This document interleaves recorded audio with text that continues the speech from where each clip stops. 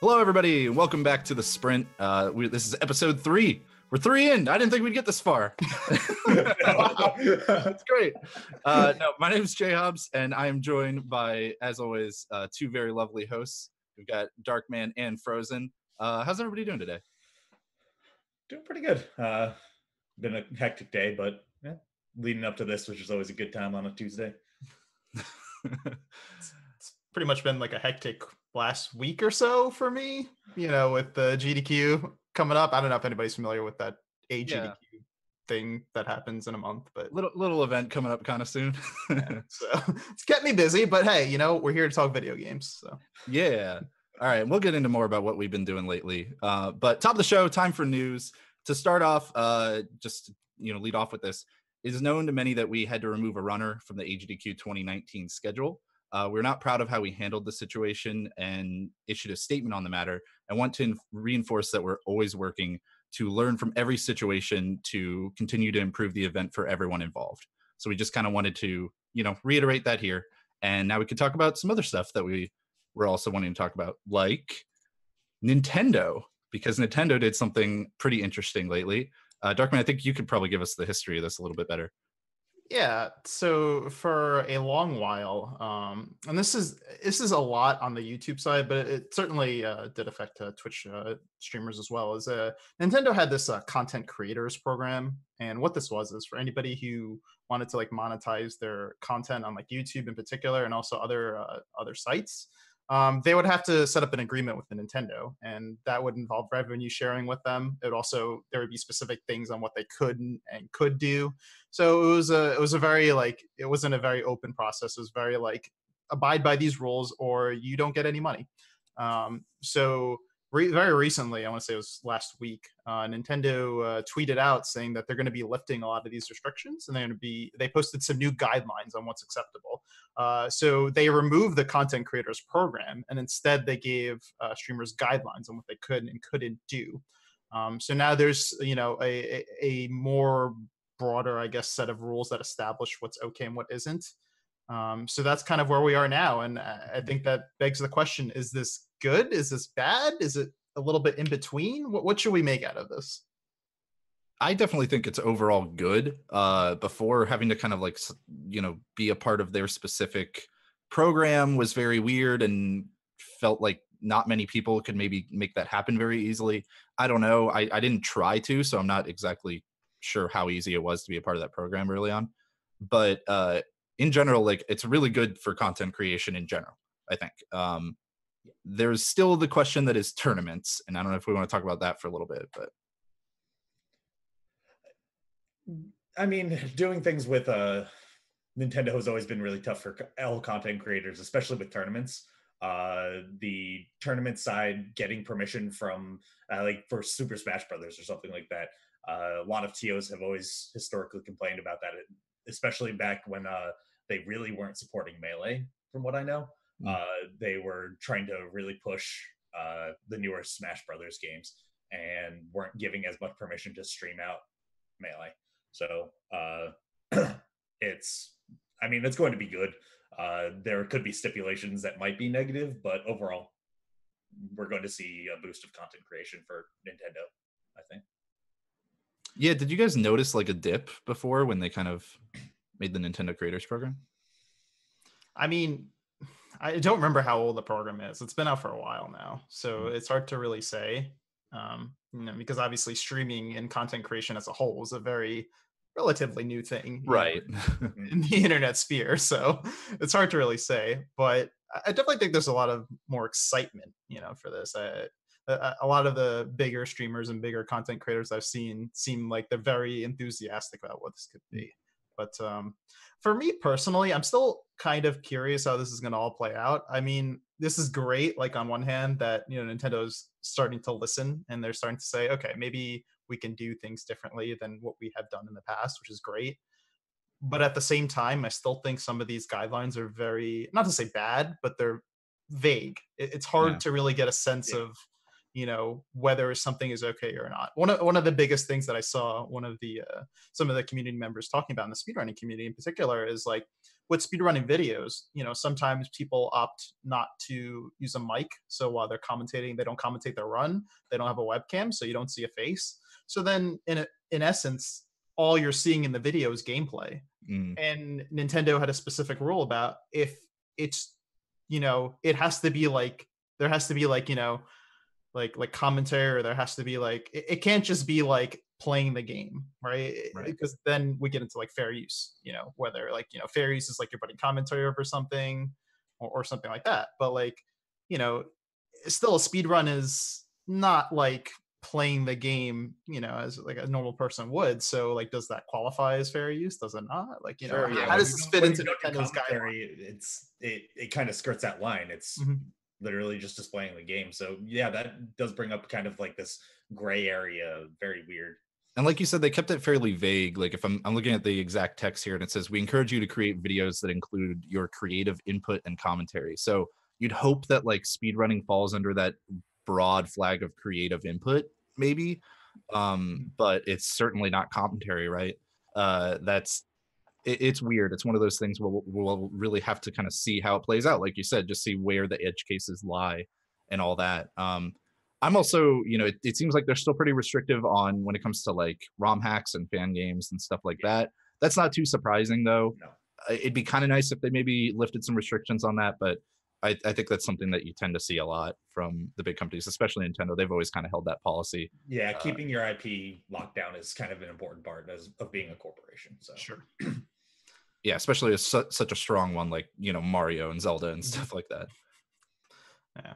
But you know, I at least I'm far more optimistic about these rules than I was before the rules were in place. So, you know, I have hope that it's going to work out. I want to believe that, like, you know, they're not just going to like randomly take down speedrunning videos or like, you know, or yeah, you know, and we do know that they're aware of speedrunning. I mean, that's proven by the whole Nintendo World Championships, them inviting speedrunners. So they at least have some sort of awareness, whether or not they know as much to understand that some people are just going to upload a raw speedrun video. or not, that's debatable, but hopefully there's somebody there who has some knowledge. It's also curious because there's that weird divide that is like Nintendo of America and Nintendo Japan, right? So you never know kind of who's aware of what. Hopefully there's a lot of communication back and forth. We don't know how the companies run, but it's, again, we'll just have to kind of see how it shakes out. Maybe keep a close eye on some of the more popular Nintendo streamers and speedrunners, see what really happens for them. Yep. Well, let's move on to the next one then. I think we kind of covered that. This is just kind of a little fun one. I don't think we're going to have a ton to discuss about it, but basically there was a recent PB, actually a recent world record in a game called Dino Crisis by the speedrunner named Toxic_TT. And that Dino Crisis, who's ever heard of this game, whatever, like, it's not a big deal.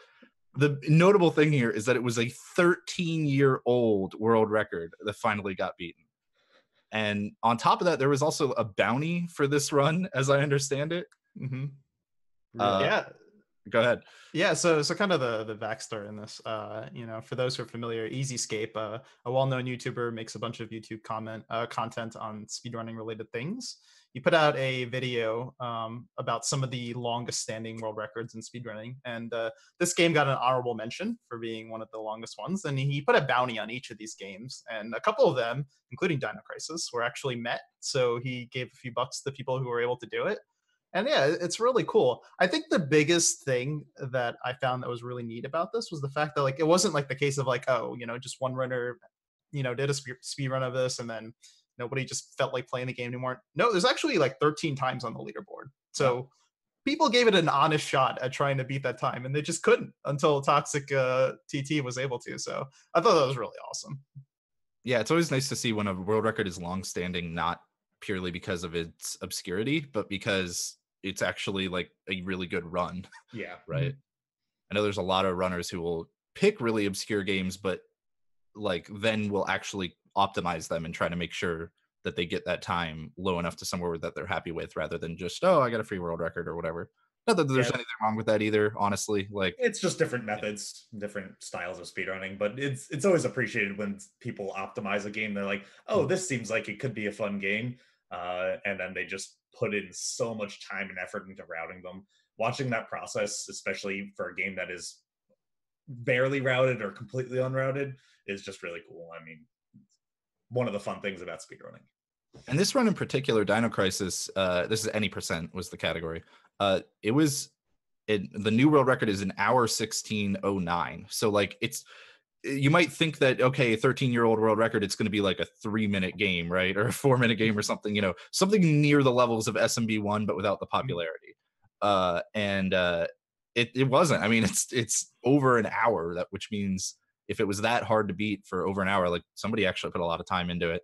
And it's cool to kind of see it broken. Yep. I'd be curious to hear the perspective of the former world record holder, see if they're like, oh yes, I hit a community, let's go. Part of me wants to believe that like that person from like 14 years ago or whatever, it was just like, wait, I actually did this? Oh yeah, I did. I forgot about that run. Let's revive Dino Crisis speedrunning, man. That's a sentence that will never be said again. All right. Okay, so the next bit of news here we got, this is an interesting, again, one of those things where we're probably going to have to wait and see a little bit. But there was a new Twitch team announced, the Kingsmen, which is actually more than just a team. It's also seemingly a like competitive league type thing.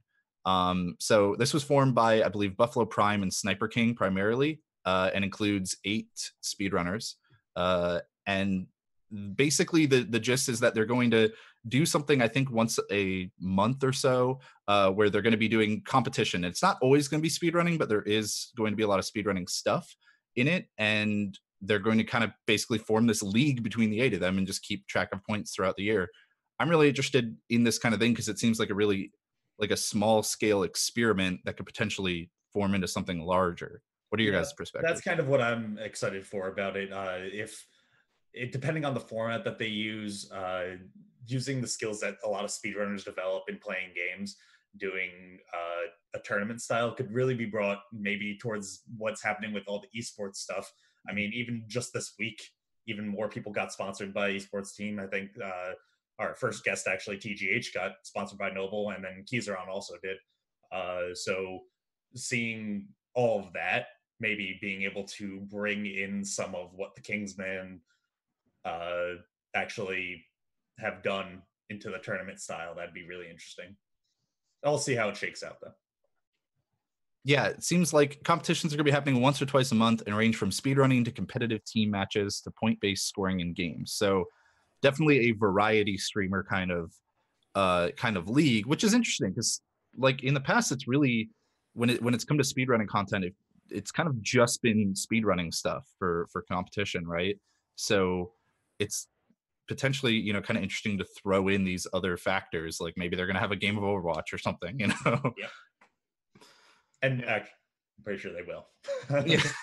Okay, then. Actually, I've talked to them. But yeah, no, they'll be doing all kinds of different stuff.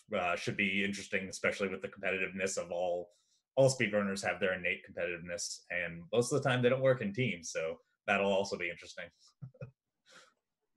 I want to know too, like what, you know, if they're going to end up having a prize pool or something, what they do with deciding a winner. Is it just going to be a for fun thing? Maybe they have the winner gets to mock the losers for the next year or whatever until their next season.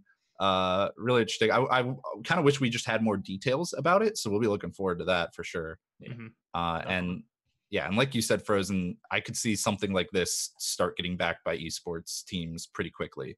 And I think that's always a good thing, just for helping the scene grow, helping people be able to actually, you know, make a living off of the scene, so they can continue to just work on more speedrunning content as much as they want, and potentially have some bigger projects that they wouldn't be able to do without a team backing them. Absolutely. All right. Well, I think that's most of our news here in the past 2 weeks and everything. So we're gonna head on to our next segment here, where we're gonna check in with our hosts. And we like there was a name proposed by a viewer. Unfortunately, I didn't catch which viewer proposed it, but the name for the segment being Checkpoint, because we were looking for names, and we like that. It's a pretty good name for now. So yeah, so we're gonna hit the checkpoint and see what people are working on. Darkman, what you been doing lately? Well, as I kind of alluded to in my introduction, been kind of busy with some GDQ work, you know? That's really occupied a lot of my time, and randomizers, but don't worry about that. So, you know, I figured since, you know, I've been working on this a lot, why not just give the viewing audience a little sneak peek of what's to come? So for those who are not aware, we have just recently started panels at GDQs. So SGDQ is the first time we did them. So we just had attendees pitch their ideas, and if they were cool, just played them. So, you know, had a little separate room off stream in which people, you know, they came together, kind of gave their topic of discussion. People in the audience watched. A lot of them had Q&As, so it's pretty cool. Pretty good turnout for the first edition, and now we're here for AGDQ for our second edition, and the submissions were pretty good. Gotta say, a lot of good ones. Figured I'd tease a few of them since we haven't actually publicly said any of them yet. So I want to give you a taste of what we got. So one of my favorites, right off the bat, I'm just gonna go right into it. Wait, you got, you know, you have to say exclusive and world premiere, right? This is E3 rules. We're there. Is this like an honor? Is that it? All right, exclusive world premiere. Here we go. Oh god. One of my favorites. So for those who are not familiar, we have Feasel, who is the organizer of Speed Gaming, which is a channel that runs speedrunning events and tournaments in particular 24/7. He also does some interviews at the GDQs, if you might have seen him there. Don't worry about it. So he submitted a panel. So it is called Organizing and Broadcasting Speedrun Competitions, Lessons Learned from Speed Gaming. So the panel is going to be talking about, you know, how the channel has grown, and, you know, like what it's like to, like, you know, be part of the speed gaming team, you know, organizing all of these tournaments, because they have so many tournaments. They have like I lost how many tournaments. Like I said, they literally have like over 5 or 6 channels at this point, also multi-language channels, and like most of those channels are running content like 16 hours a day, so it's crazy. So yeah, that's one of my favorites. Really looking forward to that one. He'll have his team there, so it'll be a panel of 5 there. Another interesting one, we have a meme panel. It's literally a meme panel explaining some of the memes that happen at GDQ. One Church and Sarge is the organizer of this, and for anyone who may be familiar with Church and Sarge, I can't think of anybody more fitting of running this panel than him. You accepted this panel? Are you kidding? I did. For the record, he was actually rejected at SGDQ. So I just want to make that clear. The reason I met Church is because he taught me how to run the Grinch for a CD game. Of course. So yeah. If you ever had a question about a meme, it's probably going to be answered there. Maybe. I can't guarantee that. Are we going to finally learn where greetings from Germany came from? Spoilers, it's Germany. Well, then why'd you ask? I don't know, man. Keep going. Give us more. And then also, these are a pretty big success. I know JHobz was a part of one of the game shows at SGDQ. So a couple of those are coming back. One in particular, Zach SK submitted Name That Tune Video Games Edition. So I don't think I really have to explain that one. You can guess what that's all about. So yeah, it's kind of a whole variety of things. We try to put an element. We try to ask participants to submit like something that has a speedrunning element to it, but it doesn't have to necessarily be that way. Like we're okay with like it being not necessarily strictly speedrunning, because most of the panels end up being about speedrunning. But I think it's good to have a balance too. Like you said, I was part of the game show one at SGDQ, and that was super fun because I had my own panel that was talking about commentary, and do a quick shameless plug that's up on the YouTube channel if you want to go watch it. But I got to talk about commentary and stuff, which is something I'm super passionate about, and I really put a lot of work into that panel and wanted to make sure that we would be able to hopefully have everybody leaving with some more knowledge. And then I also got to just have this really silly panel where we just played Would I Lie to You? And that was super fun as well. I think it's good to have that balance of like informative panels and just, hey, let's have some fun. Yeah, absolutely. Yep. So, for those who are here watching at home, these panels are going to, of course, take place during a GDQ. Obviously, not everybody here will be able to come, which is okay because we're going to be putting these up on YouTube after the event. So if you are not able to attend, or if you are attending and you missed one, you'll be able to watch them after the event. But if you are attending, we really hope you come, stop by, check them out. We had a lot of, we had a great audience turnout for SGDQ panels. Not a single one was like empty. We always had people there, and people really seem to get into it. So definitely look out for these panels if you're interested in watching them. We'll have a full list of them and a schedule in the coming weeks. So just stay tuned to Twitter for more information. Cool. That's what you've been working on, Frozen. What about you? Last couple weeks. So this past weekend I went to Disneyland and had a blast there, but it got me thinking about some freezer games. I was like, we got to tie this back, Frozen. We got to tie it back to speedrunning. That's exactly what I've been doing. But the IPs from most licensed games are usually pretty terrible. Super glitchy, just kind of memey games. And I went through and I put up a couple of games that I want to go through. One of them is one of the first blind races I did, which was actually at a GDQ, The Incredibles. And it was absolutely awful. Absolutely good God awful. So I want to go back and see what that run actually looks like instead of doing it blind, because the movement in that game was horribly clunky, and I already clipped through a couple of walls during the blind playthrough, so I can only imagine what the actual run looks like. Oh, hold on. You hated the game, yet you still want to know what the speedrun is like. Well, that's the point. Like, when I run a game, I don't want to like it. I want to hate it after I'm done. Hey, man, is this my chance to jump in with the Mega Man 11 hate of the week? Save it for the hot takes. Any other ones that are jumping out at you, Frozen? Or are you just going to kind of look through the... Just kind of looking through a bunch of them. I did see a Shark Tale one, which I don't think is Disney, but Shark Tale was actually, I think, like a 20-minute speed run. Oh, and wow. I remember I played through it when I was younger, so that was definitely not anywhere nearby a couple of hours even. I think it probably took me like 10 to 15 hours to beat, so. Wow. I think is that DreamWorks? Whatever. I think it's DreamWorks. I don't know. Made me think of licensed IPs. Yeah. Well, cool. In terms of me, so I've got two things that seem unrelated, but I think are actually, I'll find a way to connect them to each other. So I've been playing a lot of Overwatch lately, which is not speedrunning stuff, but in the same night, a good friend of ours, Vooligen, got a 29-minute time in Ori and the Blind Forest in the main category, all skills, no out of bounds, no teleport anywhere. And the interesting thing about that is that he'd been going for that for months. Like it'd been kind of like his white whale for a while. He had a 30.00 time, I think. It was a 30-minute point like 01 or something like that time.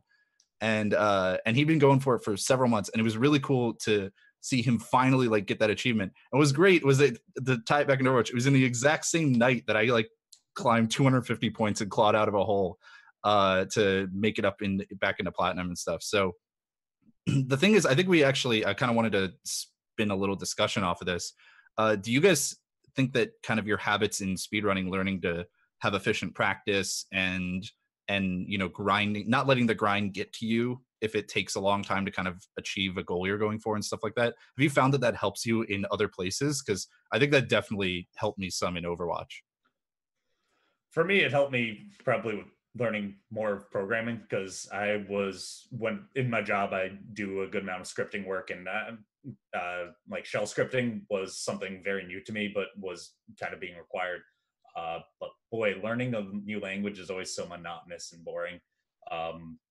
But from speedrunning, I kind of learned how to tune out some boring practice things by just doing it almost mindlessly and listening to music, just repeating that practice over and over again. So it's definitely helped me in other ways. I would say for me, it's less about like the what I did in practice and whatnot, but it's more about like the general application of speedrunning that I've taken into like my other like gaming in particular. Is just kind of like, a lot of my approach now when I'm just like in video games that have nothing to do with speedrunning, I'm just like, all right, I got to do this faster. How can I do this better? But it doesn't even have to necessarily be faster. It's like, how can I optimize this? How can I make this better? I don't want to settle for like, this is good enough. I just want to kind of keep doing better and better. The biggest culprit is like when I play. So I play a lot of MMOs. In particular, I play Final Fantasy 14. And whenever I'm doing like, content on that, I'm just like, how can I do this faster? What can I do better? How can I improve? It's all. So I would say like that's definitely a huge product of speedrunning. Yeah, I've had kind of a similar experience because I'm a software engineer, and just being an engineer in general, before getting into speedrunning, I would always like optimize some things in real life just for like efficiency's sake, because that's how engineers are. Like you want things to be efficient. So like I'd go start the microwave and then go grab a drink instead of doing it the other way around or whatever. But I never applied that to gaming. Like gaming was still just casual to me, and even like competitive games, I would say like I would put in practice sometimes and stuff like that, but it was not, I didn't apply that same like level of logic to it. Like, how can I do this specific individual thing better? How can I get this little small section done faster or whatever? And once I started speedrunning, like that, absolutely, I had the exact same effect that you're talking about, Darkman, where even if I'm going through a game casually, I want to see like, what are the interesting ways that I can use this mechanic now? And like maybe even if I don't care about finding a sequence break or whatever, can I just find something fun, new and fun to do with these mechanics? And that exploratory nature is not something that I really had before speedrunning, which I think is cool. Yeah, you bring up a great point in that, like, when a lot of people initially think speedrunning, they think about all like the cool like glitches and tricks, and they go like, man, how are those found? That must be like what is going on through the thought process of speedrunners, and not really necessarily. Like, I think it just depends on the runner itself. And like you said, like for me and you, it's not necessarily about like finding that glitch, but rather just like those little things, right? It's just like, oh, hey, this in the grand scheme of my casual gameplay, doing this, saving 1 second or isn't going to really mean much. But it's just cool, right? It's cool to do. So I don't know. You just kind of like adapt that mentality. Yeah, and that I hadn't even thought about until this discussion right here. But in work, I mean, I've spent a full 40-hour work week doing a single kind of script that would save me 10 minutes a week at best. But optimizing little tasks overall, I'm fine with that. If I can do that every single week, overall, save a whole bunch of time. It's nice being able to save time in real life. Yeah, if you ain't living, you're dying, man. Exactly. All right. Well, anything else that's been going on for you guys in these past 2 weeks, really? I mean, I know we're all lking forward to GDQ at this point. It's so close. Yeah. Way too much randomizer. Oh yeah. Yeah. I'm assuming Final Fantasy IV. Yes, I'm pretty much addicted to Final Fantasy IV Free Enterprise, it's a really cool randomizer because like you get the airship, they call it the Enterprise, of course, at the start. So like rather than being like going through this long path where you go through all the events that happen and then all of that, and finally you get some little open world access, they just give it to you right off the bat. Mm-hmm. So it's kind of cool. It opens up like a whole series of things that you can do in the game. So, and I'm a big fan of Final Fantasy IV, so it's a natural fit. Yeah, and I like in terms of AGDQ prep stuff for me, because I just realized there was like one last thing. I've just been doing a lot of work with the interview team, getting that stuff ready for the pre-show and interviews and all that. And I'm hoping that we've got some stuff that you guys are gonna like. So yeah, I'm pretty excited. Lot of just excitement to go to AGDQ, and we've got a new venue for the first time in like 3 years or something at AGDQ. So that's always cool too. Yeah. All right. Well, I think with that, then we are going to head into our next segment, which is the speedrun analysis. We're going to be looking at Xelna's Link to the Past, no major glitches world record. And we're going to be doing that with the assistance of our guest, JoshRTA. Give us a few moments here, folks, hopefully 30 seconds or so, maybe a minute, and we'll be getting all of that set up. We'll be right back for that analysis.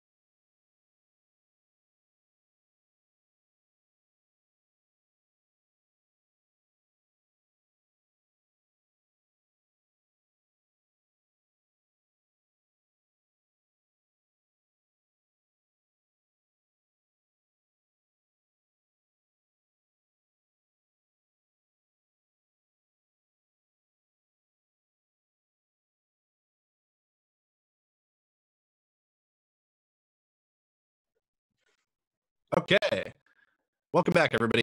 And as you can see, we now have the video playing. We've got the world record from Xelna for Link to the Past, no major glitches playing. And we also are now joined by our guest, JoshRTA. So, Josh, how are you doing? I'm doing good.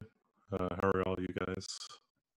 Pretty good. Nice day today, or nice night, I should say. So, Josh, why don't you give us just a brief just introduction of yourself and kind of speedruns you've done, stuff like that.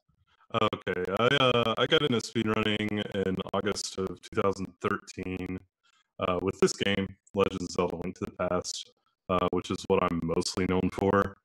But I have dabbled in Super Metroid and Ocarina of Time as well. I'm going to cut you off real quick because it appears we have a technical issue, and we're going to restart the stream real quick, and that should fix it. Sorry, everybody. Have an awesome day when Mr. Blonde is in the chat. Okay, hopefully we should be good. Maybe give it another like 10 seconds or so just to make sure we're back. Okay. People can let us know in chat if the audio is still wonky, or hopefully it's fixed now. Wait, no robots. Yeah, that would it would really be unfortunate if it didn't fix. Okay, it's fixed. Sweet, we're good. We did. Sweet. So Josh, if you want to start that over again, kind of what's your story when it comes to speedrunning? Okay, so I started speedrunning in August 2013 with this game, Legend of Zelda: Link to the Past, which is still what I'm most known for. Humble brag, I'm a top 10 player in this game. So, hey man, now's your chance to flaunt it. There's a reason we asked you to be on here. But other than that, I've dabbled in Super Metroid and Ocarina of Time. I like those classic 90s Nintendo games that were a big part of my childhood. So, yeah, that's my story with speedrunning. and I mostly play this game now, A Link to the Past. Well, cool. If you want to kind of, I guess, give us the story behind the record we're seeing now, and then we'll get into more of the analysis and everything. Okay, so this record is a 2-second improvement, or nearly 3-second improvement over the previous record. And Xelna has quite the streak of dominance with this game. He has set every record since fall 2014 in this category, which is pretty impressive given how popular this game is. This is one of the most popular speedruns. It's top 10 in active players on speedrun.com. We have a lot of players in a big community, so pretty crazy that someone could just, keep the record for that long. But he does have some competition now with a runner named WQQQWRT, who is only plus 1 second on the record we're watching now. Pretty tight.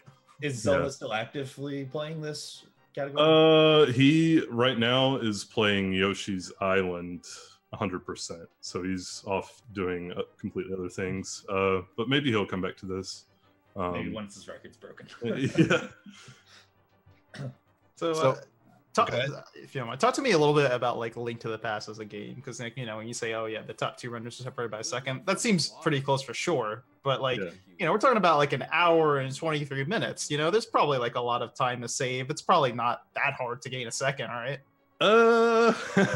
This game, even though it's an hour 20-minute run, and even though it probably looks quite simple, it's actually really hard and really optimized. This is one of the most worked on, optimized games that I know of. It's just, every room and every section is frame optimized. So it can be really hard to gain time, and there's a pretty high skill gap with these top players. So yeah, it's actually really hard to save time on this record or on any low 123 run. It's a brutal game. Okay. Yeah. And I'm sure that we'll see that coming up in these clips. We will, yes. So we'll start off here. Go to the first clip. And tell us a little bit about this one here. All right, hold on. My video's being a little weird.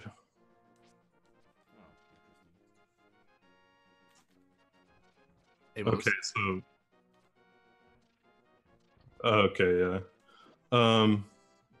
So with this screen, he's just approaching the first dungeon in the game, Eastern Palace, and it looks quite simple, like most of the game, but there's actually some pretty technical stuff going on. When he's climbing these stairs, he's doing a technique called wall pumping that actually ends up saving 2.5 to 3 seconds just on this one screen. So what's happening with wall pumping is when he's walking on these stairs, you may think that Link is moving at a constant rate, but his velocity actually cycles around between different values every frame. For these stairs specifically, the first 3 frames of the animation are 1 pixel movement frames, and then the 4th is a 0 pixel movement frame. So it would just do that, it would just cycle through that every frame, 1110, 1110, 1110, and so forth, if you were to just hold up while climbing the stairs. What wall pumping is, anytime you change the direction on the D-pad, you actually reset the sequence. So what he's doing is he's mashing the D-pad against the walls on his sides as he's climbing these stairs. And if he does it well, he can avoid all of those 0 pixel frames. And that adds up over you might think, it's just 1 pixel, but, saving a pixel every 4 frames, you're climbing a lot of stairs. You're talking about that would be a 25% loss of speed, right? That's quite a bit. And 2 or 3 seconds on this really, 28-second clip is a lot. Yeah. And, we're talking about also frames, like one frame, this is a 60 frames per second game. So one frame, we're talking about 0.01 seconds. So at face value, you may think, oh, that's not a lot of time. But when you, put it that many times happening over the course of the stairs, it really adds up. Yeah, for sure. There is one new thing that's just come to the attention of the RTA community within the past couple weeks that Xelna is not doing here. That he could be doing on this screen and on stairs in general. You move more slowly when you're climbing stairs than you do when you're just walking on normal ground. And we found out that if you turn Link to the left or to the right, like on the last few steps of the staircase, you can regain your normal speed on those last few steps. And if he does that on this screen for each of these staircases, he could save a fourth of a second, a third of a second or something. And he could do that elsewhere throughout the run, right? Because these aren't the only stairs. a lot of stairs in the game. WQ doing that? Yes, he is. WQ's playing 100% now, so he's not gotcha. directly competing for this record, but yeah, he is doing that now, as far as I know. Yeah, we're talking about a third of a second. Remember, the two runs, first and second, are separated by 1 second. So, as it is, this game is a very optimized game. But when you add 1/3 of a second to the mix with, 1 second apart from the two runs, makes a big deal. Yeah. Yeah, for sure. All right. Well, moving on to the next clip, I guess. We have the Landless fight. Okay, this boss fight. Oh, man. So this is the boss fight for the second dungeon in the game, the Desert Palace. You have these 3 worms that come up out of the ground, and you need to kill them. They take 4 arrow hits to kill, or 8 sword slashes. So you'll see runners really favor their bow trying to hit these shots, and they're pretty tough. It's a really tough boss fight, and it's also really random. Where they spawn at the beginning is set, but their movement from there is random, and where they spawn on later cycles is also random.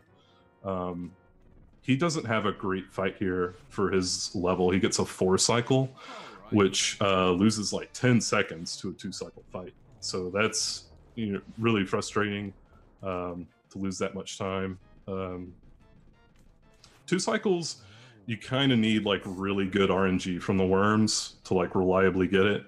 So good players tend to more rely on a 3 cycle fight, but even still, he's losing 5 seconds to that. So definitely a point where he could improve, and one of the main places he would be looking to save time if he were to run against this, or someone competing with it. Right, and a 3 cycle fight is something that can be done on pretty much any pattern that you get out of these, or is it still if you get something just atrocious, you're not getting a 3 cycle? I would say most of the time you can get a 3 cycle. If it's really bad, sometimes one of the main things is sometimes they will come up out of the ground and then immediately go back under. I think that's what happens with the first worm, in the top left, in the very first cycle. You see comes up and immediately goes back under. You don't want that to happen much. You want them to stay in the air for a while so you can continue to do damage to them. So it's kind of bad luck, but he also gets hit in the first round, which is bad. And that was kind of a mistake on his part. So kind of a mix of rough luck and a little rough execution as well. Got him that 4 cycle. So you talk about kind of the randomness of it, how obviously you said the worms can kind of come up in this slow pattern, or they can come up in this fast pattern. So what does that do for reacting to it? How does that significantly change where you see, okay, maybe one worm went to a quick pattern, when one worm went to a really slow pattern? How is that kind of how does that affect how you react to those patterns? It's tough to it's really hard to get to where you can react to their movement, and just their mechanics. It's it's kind of hard to describe the way you approach it, and when they spawn up at the top of the screen, you want to approach it differently than when they're at the bottom. And Just a lot of factors to take into consideration. I imagine there's a lot of practice involved with this fight then. Yeah, there is. Like, I would say most top players, this is in their top 5 most practice screens in the whole run. Oh, wow. Like, Wow. it's a hard fight. It might be my most practice screen in the game, actually. This is the second boss, you know. We're talking about 15 minutes into the fight, or into the run, rather. All right. Well, I guess we'll move on to the next clip then. We have the early bomb jump. So give us a little bit about this, Josh. Okay, now this is one of the most impressive things he does. So what he's doing is in the 3rd dungeon, he needs to get the big chest item. It's faster to do this bomb jump to cross this gap to get over to the big chest. The intended way to do this is to go upstairs and then fall down onto the big chest platform and get it that way. But doing the bomb jump just cuts out some of that backtracking for going upstairs, falling down, then having to go back up. So we do this bomb jump. Now, most players will get themselves right next to the pit and plant the bomb, so they give themselves some like time to position themselves. But Xelna's way too good for that. He plants the bomb like as soon as possible. Like, he gets rid of the pot and he's like planting the bomb, and that way he doesn't have to wait on the fuse at all when he gets up there to do the jump. The fuse, you know, is already ticking down as he's moving, so he gets boosted across more or less immediately. This trick, he needs to get within 2 pixels of the gap. Like, he needs to be on the pixel right next to the gap, and he needs, or a pixel below that. And if he's in the wrong spot when the bomb goes off, he's falling in that pit. And to make matters worse, that pit will actually lead you down into another pit. So you actually fall down twice, all the way to the very first room in the dungeon. Which is How much time would you lose if you fell down there? Yeah, you would lose like Run 40 over. seconds. So run over. Yeah, the run's dead. So, Even if somehow you didn't fall in the pit, like you just completely messed up the bomb position, you'd still have to then run and grab that extra bomb in the pot that you see him grab here at the end of the clip, right? Yeah. And try again, which is like, that alone would be a huge time loss, I'd imagine. Yeah. And you probably need that other bomb for another. Right. Then you're down a bomb. You have to find another one. Yeah. Yeah, it's pretty bad. It's a really tough trick. It does save like 2 seconds over doing it the slower way, which is just so huge at this level to save that time. But yeah, one thing he's doing here, he's using like a pause buffer, which he needs the bow and arrow next, so it's not wasting any time when he gets up near the pit to select the bow. And he's checking his position while he's pausing. So out of that, or during that pause, he realizes he's still a pixel low, and so he needs to move up in a position. He does what's called a sword buffer. You can just like barely see it as he gets out of that pause. He slashes his sword. What he's doing there is he's quickly hitting up, and on the next frame he's hitting B, and that's to make Link do this like, you know, small pixel movement.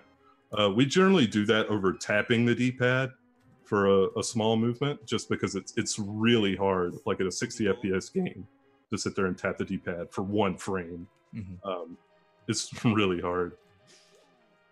And on top of that, so like you said, if you were to do that in a situation where he didn't need to open the menu, that'd be like another 1 or 2 seconds lost from opening the menu. But here he's able to bundle that with the next weapon he needs anyway.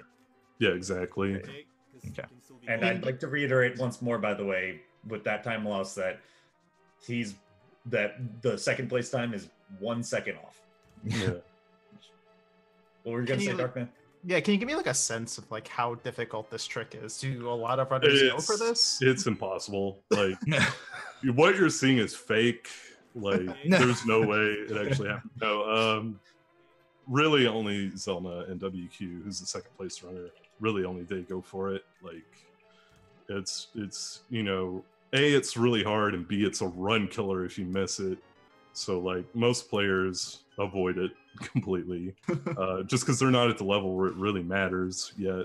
You know, where you want to be risking your run to, you know, just a couple second trick. Sure. Yeah. All right. Now we have the Agahnim fight. Okay, this fight is some random garbage. He gets insanely good luck on this fight. Spoilers. which is really nice and will be really frustrating for him to run against, or for anyone else to run against. This fight works on a cycle where the first attack Agahnim does is this energy shot that you can reflect back at him. The next 3 attacks are a 50-50 between an energy shot and a blue ball. The blue ball is worthless. Like, you can't hit it back at Agahnim or damage him at all, so it just wastes your time. The last attack is a lightning cycle, or a lightning attack that he does at the top middle of the screen and just shoots down lightning. And that's also, like, you can't do damage to him with that either. The best this fight can go is 0 blue balls, which is what he gets.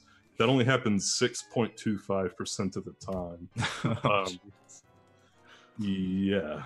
So that's probably, like, given his attempt counter, that's probably happened to him well less than like 100 times out of the over 2,100 runs he started in this game, right? That's insane. Yeah, it's bad. Like, also, this fight is just completely brutal at this level of play. Like, if they get 3 blue balls loses like 20-something seconds to 0. And if they get 3, their run's basically dead. Yeah, they, like, Xelna and WQ will just reset 3 blue balls or more. And you only get less than 3 blue balls 34% of the time. So, like, 2/3 of your runs that make it here just die at this level of play. It's so brutal. So it's one of those things where it's like, it's not a run until you're past this, no matter what. Yeah, basically. Wow. I mean, I had to deal with, in speedrunning Kingdom Hearts, there's a big RNG factor that make you lose like 1.5 minutes in that game. Or sorry, it would make you lose a little under a minute. And that would only happen 30% of the time. And you're saying for them, it happens like 64% of the time. Yeah. That's so rough. I can't imagine. It's basically an assumption that it happens. Right. Yeah. So on top of being incredibly good at this game, they just have to be incredibly lucky. Otherwise, see ya. Yeah, so far, 2 of these clips have been luck-based, if not a lot like luck-based. Yeah. All right. Now we have the hammer jump. Explain this one to us. So this is a trick in the Palace of Darkness where you do a bomb jump to get over the hammer chest early. It saves like 30 seconds or something, so most players are going to go for it. But at this level, it's not so much just about getting the trick as it is about doing it fast. They want to not do any pause buffers at all. Xelna actually has an extra buffer here, which loses them a little over a second. But the reason you need to buffer at all, or you may want to for safety, is because the 2 positions you need, the position where you place the bomb and the position where Link stands as the bomb goes off, are both pixel perfect. Of course they are, because just like, why not? Throw it in there. Yeah, and also, like, you'll notice the bridge is like collapsing under him. Like, you can see it at the bottom of the screen.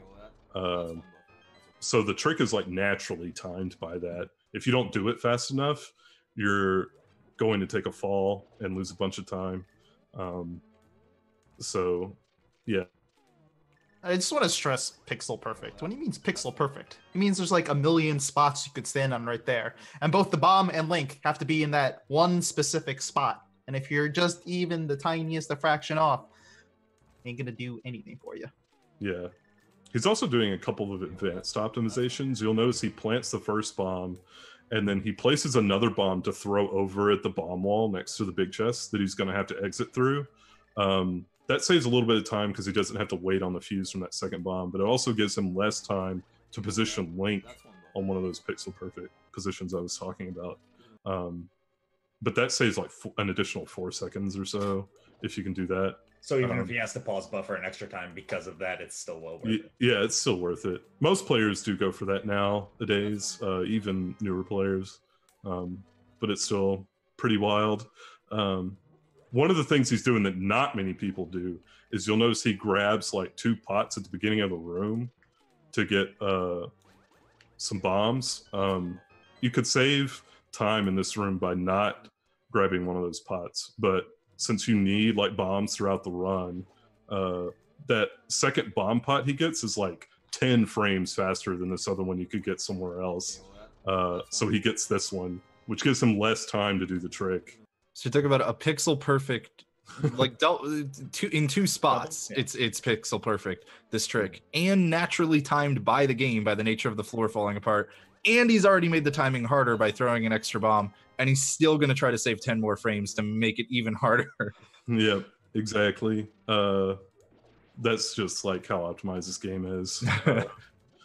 You know, that people would be doing that just for the purpose of saving, you know, a sixth of a second is what 10 frames is. So, and you mentioned that even newer players will do this kind of stuff. Some of this. Yeah. And you mentioned he does an extra pause buffer here. It looks like it just happened there. And there are many more pauses that are actually open than just that one. Yeah. But those are, once again, I imagine, coupled with things that he needs to switch to at some point anyways. Yeah, exactly. He does the first one to switch to bombs, which he needs to do the trick. And then he's going to switch to Mire as well, which he's going to need in the next room. So, yeah. So that's one of those things, I always think that's interesting because that's kind of like a community realization almost, where he could switch to bombs at any point leading up to this room, like as soon as he's done with his previous item, right? But if you wait to switch to him until you're right there, then you get a free pause buffer effectively. You can try to check your position once automatically by not switching to bombs earlier. And then he had to use the second one. But then by also doing the exact same thing with the mirror, instead of waiting to, you know, switch to the mirror exactly when he needs it, he can use it right there to again get a pause buffer at no cost of time, because he would lose that time later no matter what. Yeah, exactly. And like the menus throughout the run are honestly like, people look for like the best ways or best places to use them, or like places where they can be useful. And you know, for a trick like this, they're definitely useful to like check your position, because you know the game completely stops while you're pausing. I always think it's cool to see those spots where like you take something that is no matter what going to lose you time and somehow turn it into being a useful factor. Yeah, that's always an awesome thing to me. All right. So we have the Mothula fight now. Okay, so this is one he loses a few seconds on. This fight can be really annoying sometimes. So what's happening with Mothula, ordinarily with the Tempered Sword, it only takes 4 hits to kill him. But if you were counting, you'll notice he hit him 5 times. So, well, you know, why didn't the 4th hit kill Moth? Well, this game is stupidly programmed. Enemies in this game are generally programmed to take damage from spikes when you hit them into a spike. In fact, a couple rooms before this one, there is a room where we hit a Gibdo that has a key into a spike to kill it very quickly and get the key and get out of the room. So that's just an example of enemies taking damage from spikes. The developers figured this fight wouldn't be very interesting if Mothula took damage from the spikes. You know, his room is lined with them. It would be over pretty quickly. So they had an interesting workaround for this. They programmed him to take 0 damage from spikes. So if you hit Mothula into a spike, the spike damage can overwrite your sword damage so that the hit does 0 damage, which makes for quite a frustrating experience. So that's what happens on one of his hits here. It's specifically the second hit, I know for sure gets eaten right there. He like kind of got a little greedy there. You want to like position yourself and space yourself such that you're not hitting Moth against the spike wall at all. And that will ensure that your hits aren't, you know, just canceled out by the spike damage. So little tiny mistake there, but it ended up costing him like a few seconds on the fight. This is a fight that can really compound in badness the longer you let it go on. The spikes start moving around the room and can get in your way and block you. So you really want to kill him fast, not just because it's speedrun and you want to be fast in general, but just because, you know, it can really, you know, exponentially get worse as it goes on. And one of the things that's interesting to me about this fight is that it shows how sometimes, like we talk about frames and frame perfect and stuff like that, things with just very tight windows for timing a lot of the time. But this is one of those fights where, yeah, you got to have good timing, but it's more about your positioning, as I understand, right? So there's that factor too that's often in a lot of boss fights in various speedruns that isn't always, it's sometimes glossed over, that like your positioning can be more important than your timing in certain times, and that's kind of why he ended up missing a few hits here. Yeah. So yeah, that's definitely a spot he would want to save a few seconds when he's running against it, just because of that boss fight there. We have the cold stare fight. Okay, yeah. This fight, on the other hand, is excellent. It's basically perfect. This segment was basically perfect. He'll have a really tough time running against his Ice Palace. So what's happening here is the poke dash kill. So I guess to start off, one of the things that's happening is he needs to melt the ice with his fire rod, and you have just enough magic to do this. If you miss one shot, you are completely screwed. You just have to pull out the mirror and leave the dungeon and go hunt magic. You absolutely can't progress. And that loses a lot of time. It takes a long time to get back to Cold Stare. I mean, that's run over, basically. Yeah, right? yeah. That's minutes, actually. So after you do that, then you need to, there are 3 Cold Stare puffs. You like barely see them all because he kills them so well. But you have these strategies that like group them in the corner and you get the quick kill. Xelna's going for the fastest strategy here, the poke dash. He needs to get off this spin, and then he's doing these, like, it looks like he's poking him twice, but it's not a normal poke. Normally when you hold B in this game to charge a spin attack, you can poke your sword against an enemy, but it does reduced damage if you do that.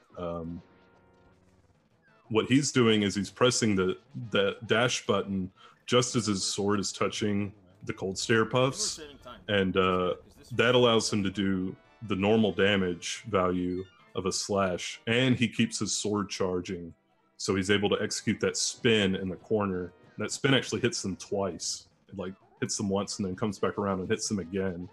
So it's a double spin, which spins do the most damage, so it's a massive amount of damage. This is really technical to pull off. Like, it's so easy to like mistime the poke dashes, and Link will like drop his sword and you're just losing seconds, possibly getting killed.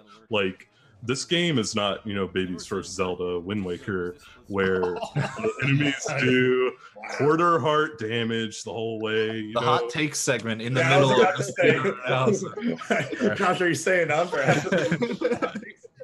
Wow. But no, if the puffs touch you, it's 4 hearts of damage. Like, they do not play in this game. They will kill you quick. So you really need to be careful not to mess anything up. If you die here, massive time loss, just like running out of magic would be. Another element, you'll notice these like ice crystals are falling from the sky, and they like break up into either like cardinal, up, down, left, right, or into diagonal directions just randomly. And runners like all use very specific like movement setups to avoid those ice crystals falling on them, no matter what RNG they get from them. So there's no RNG in the fight really, if it all goes well and you like manipulate everything properly. You mentioned the kind of like top 5 most practiced fights earlier. Is this among that list for most people? Probably. It's probably among mine at least. Maybe Xelna's been so good at this strat for so long that he doesn't practice it anymore. When you're at his level, but I definitely practice it a good bit. Yeah. I mean, kind of something that, for those who haven't actually played the game, you can kind of see the little cold stairs that kind of split up if you mess up. How bad is it if you just miss one of your spins and now you have to deal with all 3 of them? Yeah, if they separate, it's just so bad. It's like it's like really laggy and awful. The game like slows down to Ocarina of Time frame rate. It's bad. Just keeping those hot takes coming. Yeah. Hey, I like no good Zelda game except for the past, but we get it. I like Ocarina of Time. I speedrun Ocarina of Time. I think it's a good game, but yeah, it just really slows to a crawl. And it's, you know, with them separated, it's really hard to do the fight quickly without dying, because, you know, keeping track of all three of them, and they like rush around the room in like unpredictable ways. It can be really tough. Cool fight. Yeah.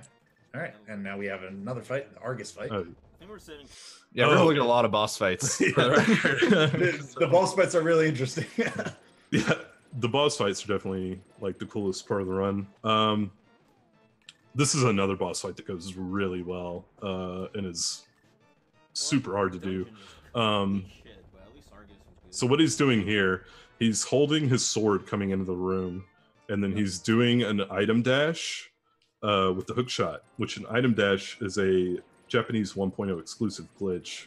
And this is like a big part of the reason we play on Japanese 1.0 is there are a few version exclusive glitches that, you know, by the time the game came to North America, these glitches were patched out. So they exist on the original Japanese 1.0 version, so we like to run on that. So with an item dash, you're just hitting item and dash on the same frame. And if he does that correctly, he'll be able to hook in those like puffs that are surrounding Argus and instantly kill them, which is, you know, what's happening. And you can just like barely see if you look closely that he's still like holding a sword throughout the fight, and his sword's like killing them as they get pulled in. Yeah, because I was gonna say, to me, as somebody who doesn't know anything about Zelda, like just watching it, it just looks like they grabbed with the hook shot and die instantly. Yeah. Like, nope, there's a sword in there. Yeah, but like the main goal of this is to skip this attack Argus does, where he like moves 3 times, and after the 3rd time he moves, he does this like hurricane attack, I like to call it, where he like he shoots the puffs out in like this big circle that spins around him in like this cyclone type pattern. And that when that happens, that takes up like 6 seconds or so. So if you can kill all the puffs quickly enough to skip that phase, you save 6 seconds. So it's How tight is the timing on that? super tight. You can like see if you watch, like he moves 3 times, and you need to have all the puffs dead by the time he finishes moving that 3rd time. And so when it loops back around and you get to watch, you know, he moves once, pauses, moves twice, pauses, moves a 3rd time, pauses. You need to have them all dead by that 3rd pause. And you can see how tight that is. Like, you know, when he kills that last puff, how close he is to stopping his movement. All right, Josh. I mean, I'm not going to play the dumb commentator this time, because I know how hard that trick is. All the viewers at home, how hard is this? It's hard. So we were talking about the most practice rooms in the game earlier, right? This is definitely on there. It is hard to do well, really hard. And the like second part, even after he finishes the like hook shotting part, isn't really all that easy either. Where he does that fire rod into a spin attack. That's also pretty tricky to do. It's like really tough timing. You need to like hit him with the fire rod like as soon as this hitbox activates. So that's pretty tough to do, and it only saves like a second over the slower strategy there. So yeah, Gotta save that second though, man. That's the difference. Yeah, you do. That's Yeah. the difference between tying and Well, and even then, like when he got this run, this was a less than 3 second PB, right? So like every second mattered, even when you don't factor in the second place person. You're right. Well, the dungeon was complete Alright. shit, but at least Argus was good. I could watch this clip for It's And pretty good. I skipped it. rip. Oh, okay. So this clip, a lot of stuff happening here. He's using the fire rod to hit what we call crystal switches, which are the switches that flip the like blue and orange pegs. You'll see one at the top of the screen right here in just a moment. There it is. Yeah, there it is. Now, you'll notice he's not actually shooting the fire rod with the or shooting the fire rod at the switches, and yet they're still somehow flipping the switch. So what in the heck's going on here? So this is a newer technique in the game, found just this past May, and which is pretty incredible because it's not often we find like a big new time save for this category. For perspective, the last time we found something this big was in February of 2014 when the runner ACMLM found a new Light World Rupee route. So this is, pretty big. It was an exciting time, and it really like brought back a bunch of top players seeking PBs. So the story behind this, a randomizer runner named Raspberry Floof found out that she could shoot. You remember Cold Stare that we just watched? She could shoot the fire rod at the bottom wall of that room and somehow melt the ice on Cold Stare. And you're like, what? And she could reproduce this. She could, she would do it, reset, and go and do it again. And she showed this to the scientists in the community who immediately got to looking at the disassembly and reading, like into what's actually happening in the game's memory and the game's code that allows this to happen. So what's happening is a lot of the items in Link's inventory use a value in the game's memory we call the altitude variable, which is sort of like the game's very unsophisticated way of tracking height. It doesn't really have a true Z coordinate because it's a 2D game, but it tries to. It has to like fake it effectively. Yeah, right? Basically. Now, every item that Link uses will reset the altitude variable, except for the fire rod. So that's what allows this to happen. If we could manipulate this altitude variable into very high values, we could disconnect the fire rod's like hitbox from where it physically exists. And I think you were telling us before, it's actually like the splash damage from the fire rod projectile, right? So yeah, it's crazy. It's not even the whole thing. It's that little splash that needed that altitude variable. Yeah, exactly. The fire rod's like fireball has an area of an effect or splash damage factor to it, and that's what you're like disconnecting and able to hit stuff that's off screen even, or even out of the room in the case of that second room. But yeah, we manipulate the altitude variable using the bird that carries us around for fast travel. And we do that on the overworld just before coming this dungeon. And then you preserve that value all the way to these rooms here at the end of Misery Mire. And we're able to hit switches that are far away. In the second room in particular, that second dark room, we skip an entire room doing this. Like we used to have to blow open a wall at the top of that room and go into the room above and hit a switch.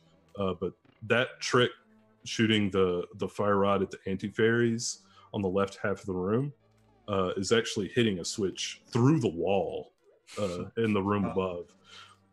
Yeah, it's pretty wild. So factoring in, all the time saved from this and all of the kind of changes that would have to be made with preserving the variable from using the bird and not using an item that would reset that variable all the way up until this point, how much time did this end up saving overall? Yeah, this takes like 11 seconds, so it's that's pretty big, pretty nice chunk. Yeah, in a game this optimized, especially with all the setup that you probably have to do. Yeah, it had people excited, had people really active and running the game, seeking those new PBs with it. I think you said this is like the trick that actually had Xelna come back and go for this record again anyway. Yeah, exactly. He had set this 123.19 record in October of 2016 and then just kind of stopped playing the category until this year when this happened. That record stood for that long. But this brought him back brought a lot of the top players back, really seeking to improve. It's always cool to me to see discoveries that are found from things other than just people that are grinding the rundown, like the popularity of randomizer just leading to this 10, 11 second time save in a game that hasn't had that, like you said, for 4 years. That's always super cool to me. Things aren't always just found by, the top runner or whatever. It's really a community effort. Yeah, for sure. And I just want to remind people again, like when you think, 11 seconds on an hour and 23-minute game doesn't seem like so much. Well, when you're talking about going through each room frame by frame, saving 10 frames here, 5 frames here, 6 frames there, 11 seconds is a lot of time. It feels honestly like minutes in this run. Like that's a huge time. Yeah. So, all right, moving on to the next clip. We got Death Mountain. Okay, so this begins a set of clips that happen during the Turtle Rock segment, which is getting towards the end of the game. This segment doesn't go particularly well, and he loses quite a bit of time. This and the Lamola's boss fight I talked about earlier are definitely going to be his two biggest sections to save time when he comes back to playing this. So on this screen, Death Mountain is just completely random in the way the boulders fall and the way these dead rock enemies, which the community is nicknames them squirrels because that's what they look like, and that's kind of what they act like as well. But their movement is completely random, and they're also really annoying. You notice when he hits them, they freeze and turn into this rock. And you also notice he's moving through some tight spaces. They can very easily freeze in a spot where you can't get by them. And you're just stuck waiting for them to unfreeze. And that can waste 9 seconds or something, which is at this level is basically they just killed your run. So yeah, they can be pretty frustrating to deal with. Here, another thing that's happening, you notice he comes off that ladder moving very quickly. What he's doing there is he's doing an item dash with hook shot, and when you do that and you're on a ladder of stairs, you'll come off with that what we call super speed, where Link is just walking around but with the speed of a dash. It's he has that speed stored constantly. He does take a safer strategy here, where he gets that super speed and goes and jumps the ledge. Now, the ledge will kill your super speed when you jump it. A faster strategy he could do by a little over a second is to go up and around that ledge and continue throughout the rest of the screen with the super speed.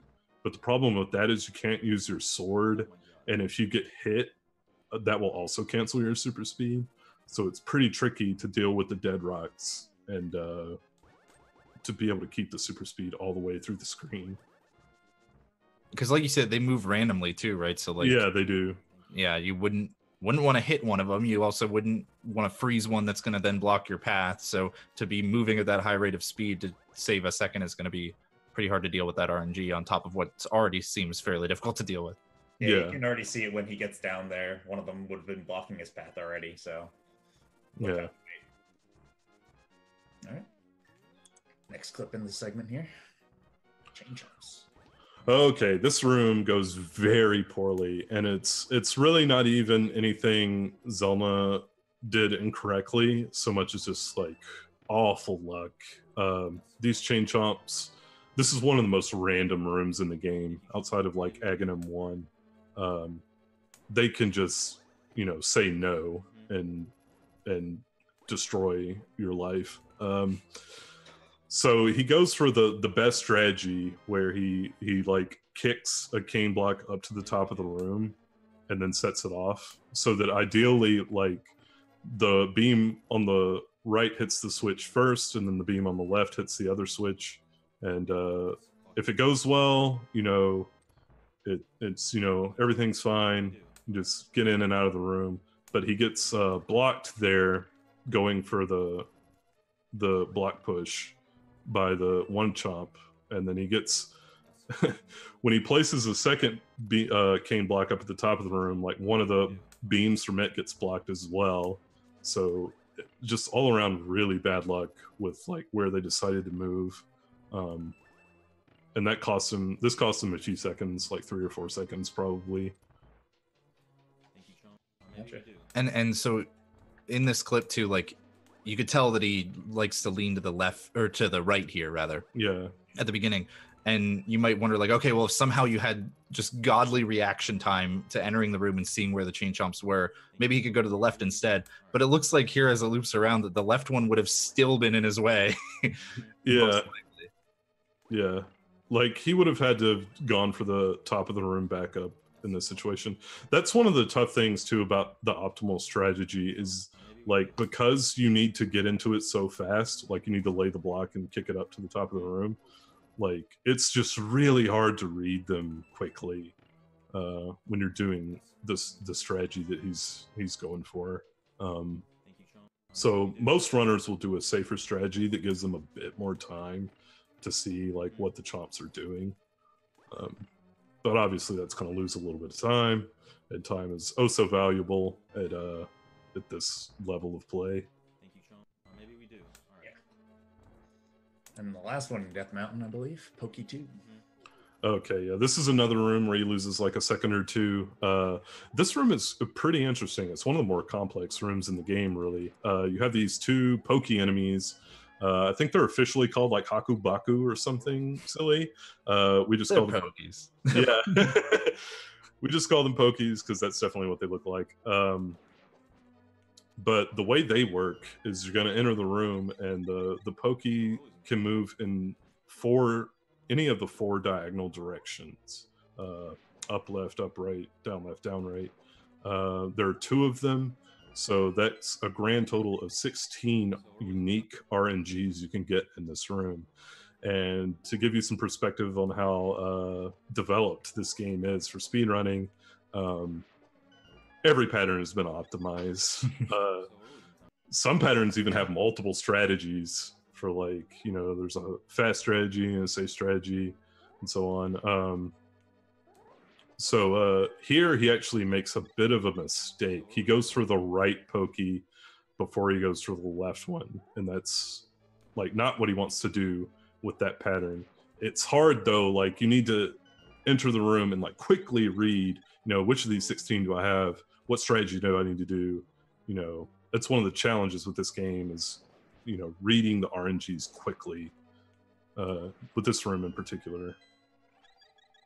So would you say like the timing for reacting to the Pokies is a little bit more lenient than the chain chomps?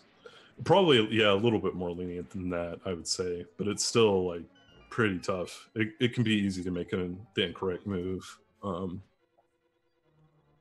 because of that magic he had to use earlier, that extra magic in the chain chomp room, like this magic drop that he got there is pretty important, right? Yeah, it is. Like he needs that to proceed through the dungeon. Is that a consistent drop? No, Just random. Not. Okay, that's what I thought. Yeah. He wouldn't need it if chain chomps had gone well. Like he wouldn't absolutely need it. He would have had enough magic to proceed. But since he used like some extra cane blocks in the chain chomps room, he needs that magic to proceed. So he has to go, you know, a little bit, maybe like a half second at most, out of his way to grab that magic drop there. So that drop isn't guaranteed or anything, right? No, it's not. Yeah. So if he didn't get that lucky drop, what would he have to do? Oh man, you probably would not be watching this as the world record. Wow. Like, That bad? yeah, that bad. That would be really, really bad. Sounds like Turtle Rock is the place to save time, I guess. Yeah. And just save stress. Yeah. All right. We have the GT Mimics. Explain this one for us.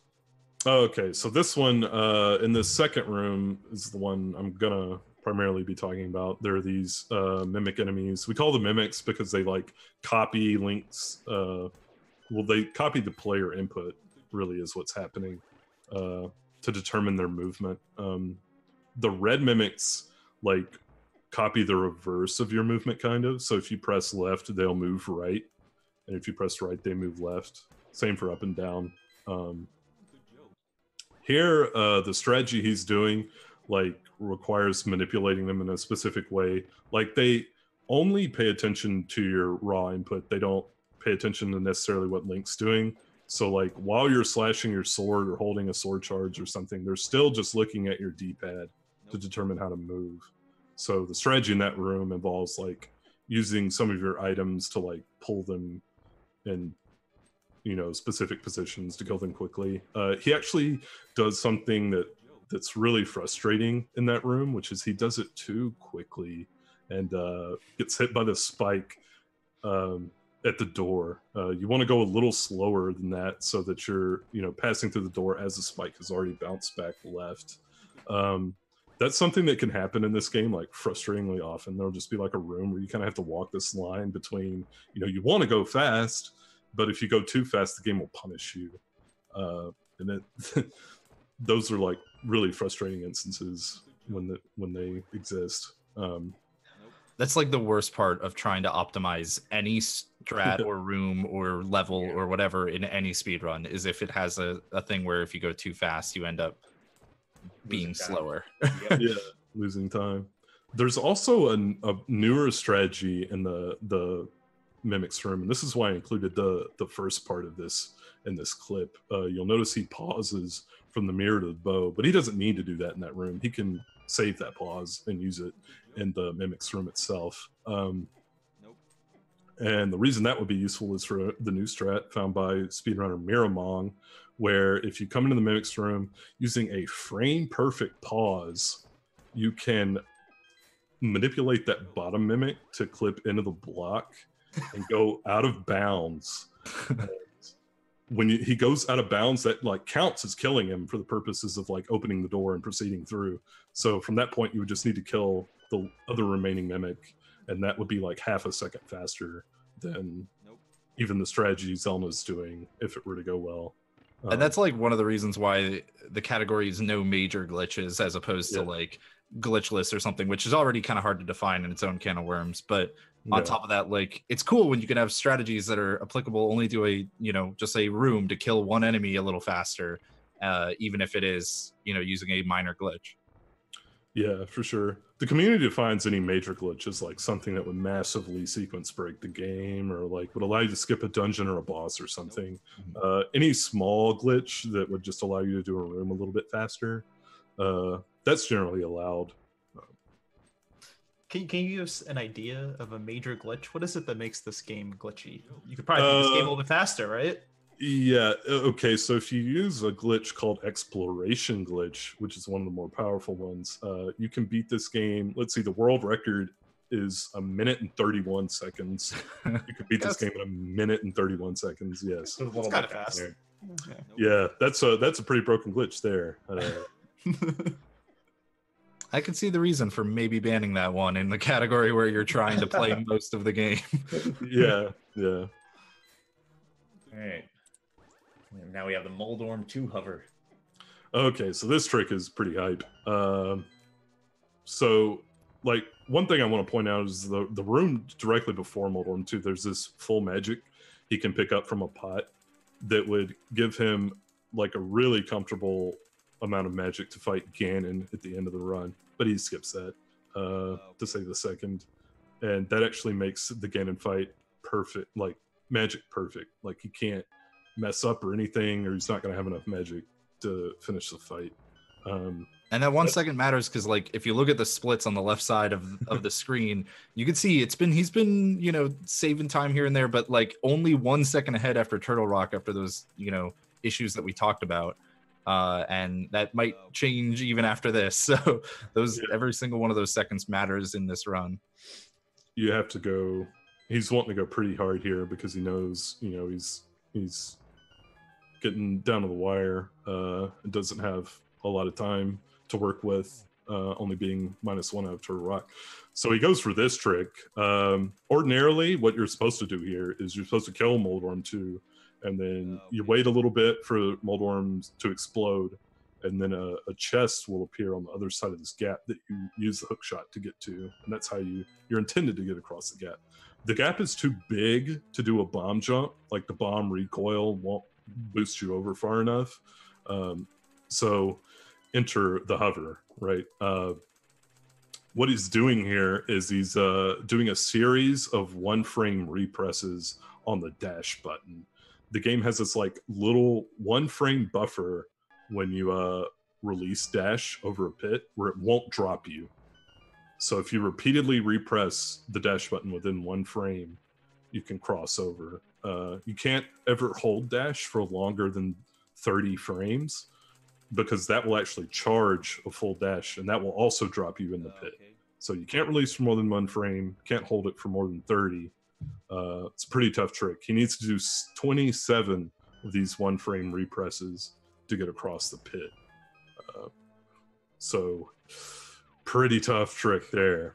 Messing up even one of those 27 inputs and he's falling, and that's run over probably, right? Yeah, it's run over. It would be like, 15 seconds lost or something, something like that, which, that's run over at this level for sure. He's only -1 on his splits. That's, a dead run. And this trick only saves like 4 or 5 seconds. So pretty tough to go for. He won't always go for this. Like, I was just gonna ask that. Yeah. Yeah. Like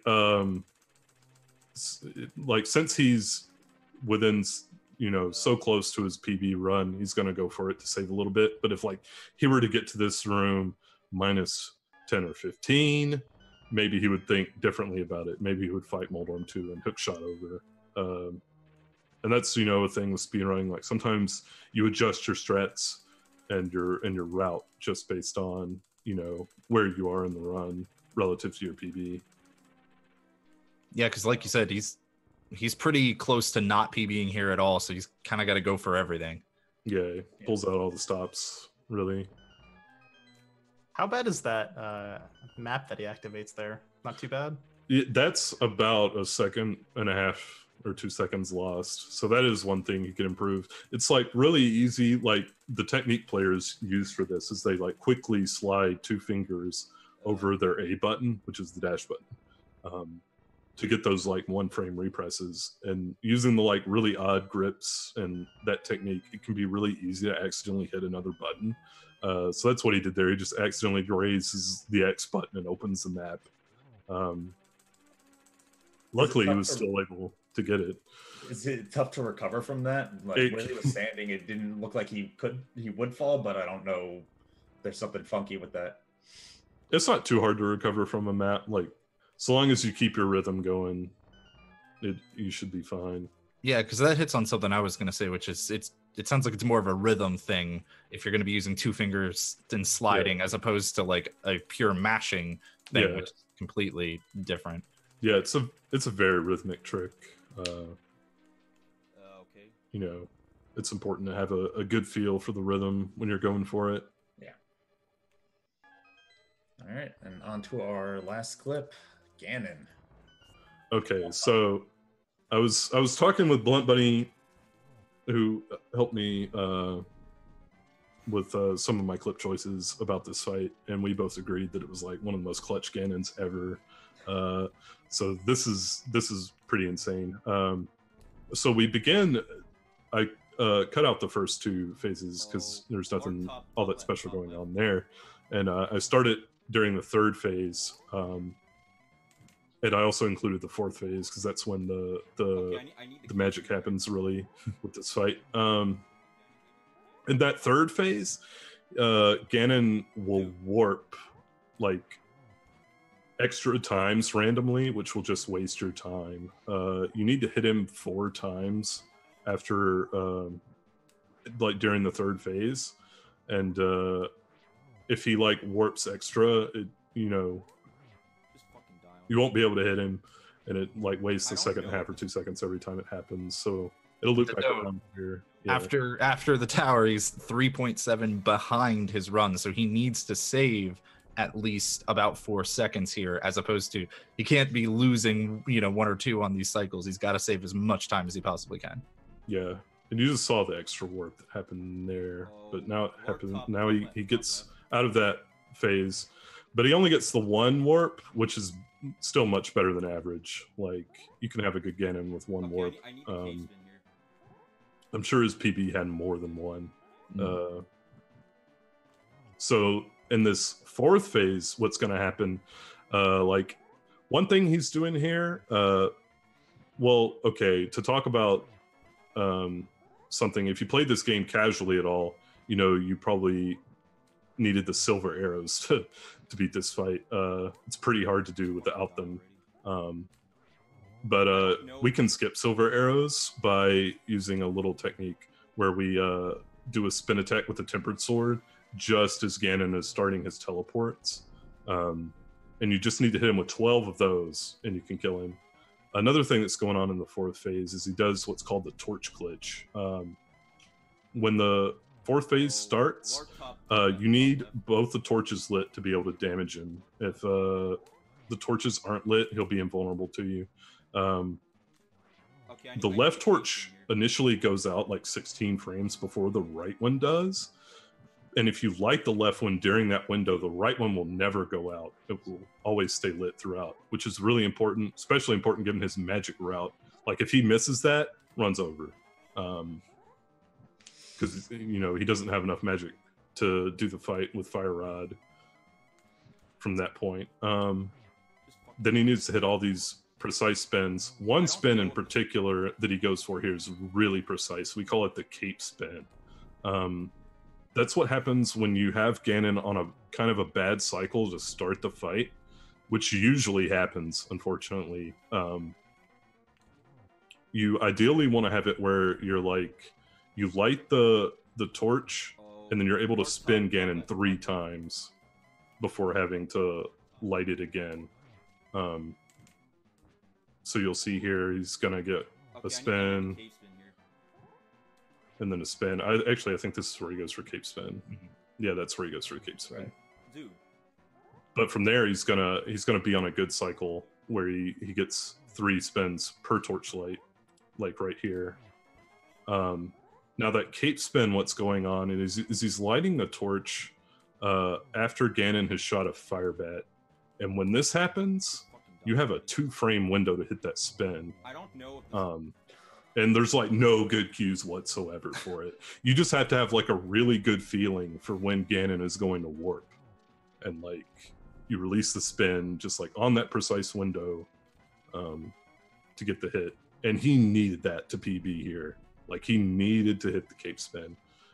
If you have his audio on stream, which I think I'll do, you'll even hear him say that he needs the cape spin.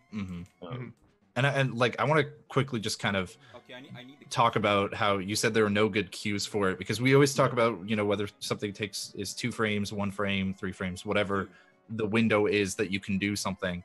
And often, because those things are so precise, you can try to find visual cues or audio cues in the game that allow you to know, okay, I hear this, I'm going to now press immediately, or whatever ends up. And sometimes they're different for every single person because everybody has different reaction times and stuff like that. I don't know. But as long as you find a cue that works for you, it can assist in your timing of, you know, really precise stuff like that. But you're saying this one, there's just nothing useful that you can really use. You just got to have a feeling. Yeah, you just got to develop a feel for it, really. Xelna's great at it, I guess, just because he's put a lot of time into it, and you really get a feel for how it goes. But you know, he was still probably nervous there. Like, he absolutely needed it to PB. If you go early on a cape spin, like, the run's basically dead because you'll stun Ganon, and then you're just stuck there waiting for him to be not stunned. And during that time, the torch would go out and he'd be out of magic, right? So eventually. Yeah, probably. It would probably mess with his magic as well. So, yeah. If you go late, you just miss it, but even...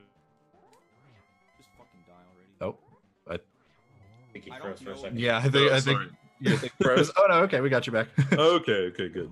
But yeah, like, he absolutely needed that. Cape spin saves like 2 or 3 seconds, and he only PBs by like 2 seconds, so he absolutely needed that to PB. And Wow. going back to the topmost practice fights, would you say this is? I Or mean, top left, top left. top 5. Yeah. Yeah, I would say it is. It's interesting. This fight, I think what's hard about the fight changes a lot depending on like what level player you are. For Xelna, it's definitely getting that cape spin. Like if he gets started on the bad cycle, he needs that cape spin to save time, and that's the level he's at, where that's probably the thing he's most nervous about, the thing he most needs to practice or stay in practice with. For different players, it'll be something different. When you first start learning the fight, it's just hitting the spins in general, not even the cape spin. It's just a normal spin is hard to learn the timing for. And then the first 2 phases are kind of hard to learn at first as well. So it's definitely a really deep fight, and yeah, pretty tough. I mean, talk about clutch. You're behind by 3.7. You PB by exactly as much as that 2 frame window trick saves. Yeah, That's just nuts. yeah. That's why it's world record. Okay, I need the Why we're looking at it right now. Well, that's super Alright. cool. Anybody have any like final questions about this run, or any comments about it or anything like that? Say I was in the audience, and maybe I was a little bit of a madman. Maybe I wanted to go for the world record. Oh Lord. Should I do that? Is that a wise idea? Josh? No. Prepare to spend hours and hours of your life practicing and stuff. If you want to learn this game, though, just come by our Discord. We'd love to have new players. It's always a good time teaching people the ins and outs of the Legend of Zelda: Link to the Past. Oh, or top left, top left. So, Alright, I guess my final question is like, how good of a run do you think this is, or maybe like, do you think this is a run that if maybe Xelna or WQ or somebody else wants to put in the time that that they're already like a top level player? Do you think this is a run that's very beatable? I don't know about very beatable, but it is beatable. Like by them only, really. I don't think anyone else is going to be beating it, but they could beat it for sure. If I said earlier, Xelna's running Yoshi's Island right now, and WQ's seems to be focused on 100%. But when they do get back to this, and I'm sure they will, I would not at all be surprised at all to see this record fall. It might take a while because you got to deal with the RNG grind of Agahnim that I was talking about, but 30 minutes in, just losing 2/3 of your runs. That does not sound fun. yeah.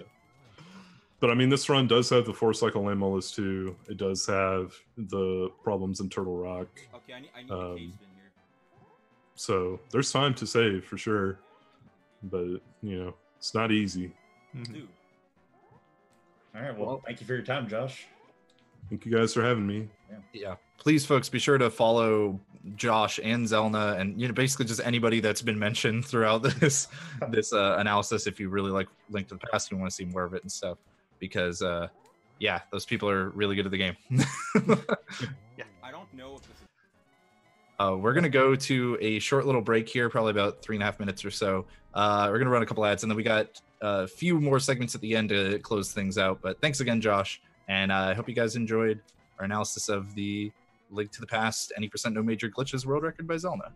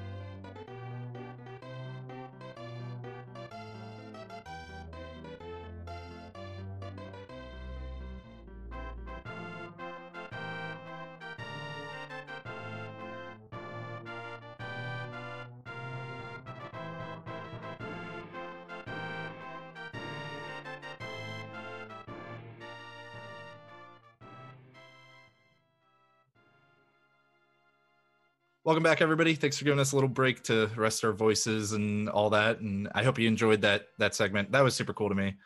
Even though I've never played a Zelda game, I don't know much about Link to the Past or anything like that. It's still really cool to see somebody break down all the spots where like a run is unbeatable or is very beatable, stuff like that. But we're gonna get moving into what is pretty much our final segment here. And that is, of course, throwing it back over to Frozen to find out what is in his freezer, because we got Frozen's freezer up next. Frozen, what's going on? So today we have ourselves a wonderful cooking game, Ratatouille, and that's this. So this game is based on the Disney Pixar movie, and it is actually pretty tight on timing. So this platforming right here that you see, it's really precise. If you bonk, you're going to be losing about probably like a second to 2 seconds each of the bonks. And you did research on this game? I do research on all of my games, right? Okay. I actually played this game a little bit. Oh, wow. So I could do it. Yeah, I know, right? So bonking down that entire pipeline, you're going to be losing a lot of time. Plus the jumps, actually way harder than you expect. Mostly because licensed game, not the best platform. But so these are gems, okay? These are gems, yes. This is actually really good. Oh my god. So this next clip, I just really think it's one of the more funny parts because you just walk up and you smack some chickens. He actually loses a good amount of time here because he gets hit by the chicken. Beats the heck out of him right there. It's the revenge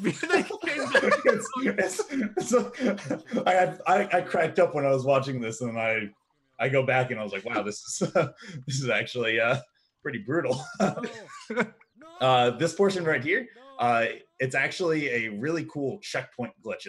It seems like he needs to line up the ball and jump off of it at a precise time, and that will allow him to actually skip over a cutscene that comes up over here once he gets onto the umbrella. and jumps down. So it's actually pretty precise on that entire movement. I believe that somebody had said that it was 2 frames. This is PC, so I'm not entirely sure how many frames it runs per second, but still pretty precise for what it is. On this one, it's kind of a little bit of a glitch where you just kind of jump down here. You can skip over a lot of the kitchen section by jumping on top of the door and getting into the switch to skip right to the next section. Really precise platforming to get into that, to get down to that. You see him kind of bounce out of it because it does have an invisible wall up there. I'm liking the gameplay here. This is pretty good. Yeah, no, this is great gameplay. I was genuinely surprised. I mean, like the whole point of this segment, right? For people who are new or whatever, who haven't seen it yet, is that we want Frozen to pick things that haven't had a run in a while, but deserve more people to run them. Yeah. That's the whole freezer aspect. Like, let's pull it out of the freezer, you know? And you know what? You've sold me on this one already, but here's just a little bit more tech. I didn't see this too much in the run, but a little bit of a wall jump allowing you to get up, and you basically spawn into this section, and instead of having to climb all the way around to get to that window, you just climb right up the wall and get right into the kitchen. So pretty cool. Oh, I did the wrong one again. And at the end of the game, you have a couple of mini games that are actually kind of interesting. Overcooked, I think it is. I was gonna say, is this just Overcooked now? Is that what that's pretty much what it is? But this came before Overcooked, I think. Ooh. So somebody stole from somebody. So have to figure out exactly what items to put in there, and it is just RNG which one pops up where. So pretty cool. And the last part, another mini game where it's just DDR. It's baking a cake DDR, and mind you, this is like 2 out of the, I think, 5 mini games, and they all seem actually pretty interesting. This one I could see it gets boring in a speed run, but it varies up the gameplay a little bit. I found that pretty cool. And that's Ratatouille in 15 minutes. Wow. All right. What's the, like, how old is the like newest run? About a month. He's pretty okay. New. And before that, I think the next recent is like 6 months and then a year. Okay. So we're not like deep into the freezer. No, it's not like very the front freezer. I kind of reached down to the side a little bit, but this is where you threw that frozen pizza in, after grocery shopping or whatever. Exactly. You're pulling that one out. But yeah, that's the freezer. Well, cool. We normally have some clips for you guys as we head out, but I think we actually just decided to save them for next time. We had a little mishap, and that's pretty much going to be our show. Thank you guys for watching.